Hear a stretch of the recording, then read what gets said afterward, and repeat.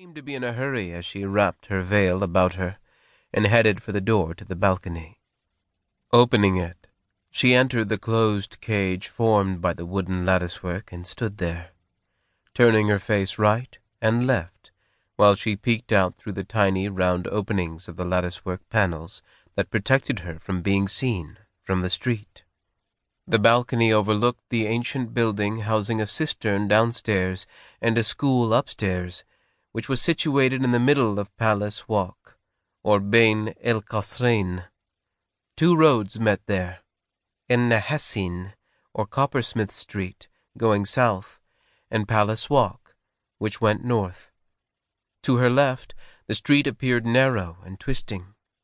It was enveloped in a gloom that was thicker overhead, where the windows of the sleeping houses looked down, and less noticeable at street level, because of the light coming from the handcarts and from the vapor lamps of the coffee houses and the shops that stayed open until dawn. To her right, the street was engulfed in darkness. There were no coffee houses in that direction, only large stores, which closed early. There was nothing to attract the eye except the minarets of the ancient seminaries of Kalaun and Barkuk, which loomed up like ghostly giants, enjoying a night out by the light of the gleaming stars. It was a view that had grown on her over a quarter of a century. She never tired of it. Perhaps boredom was an irrelevant concept for a life as monotonous as hers.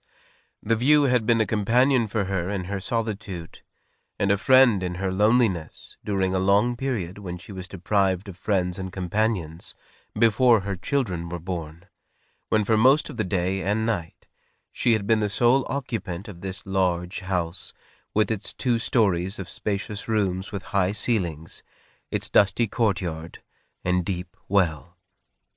She had married before she turned 14, and had soon found herself the mistress of the big house, following the deaths of her husband's parents.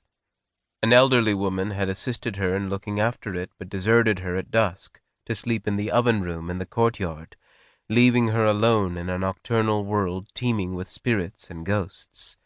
She would doze for an hour and lie awake the next, until her redoubtable husband returned from a long night out. To set her mind at rest, she had gotten into the habit of going from room to room, accompanied by her maid, who held the lamp for her, while she cast searching, frightened glances through the rooms, one after the other. She began with the first floor, and continued with the upper story, reciting the Quran surahs she knew, in order to ward off demons. She would conclude with her room, lock the door, and get into bed. But her recitations would continue until she fell asleep. She had been terrified of the night when she first lived in this house. She knew far more about the world of the jinn than that of mankind, and remained convinced that she was not alone in the big house. There were demons who could not be lured away from these spacious, empty old rooms for long. Perhaps they had sought refuge there before she herself had been brought to the house, even before she saw the light of day. She frequently heard their whispers. Time and again she was awakened by their warm breath.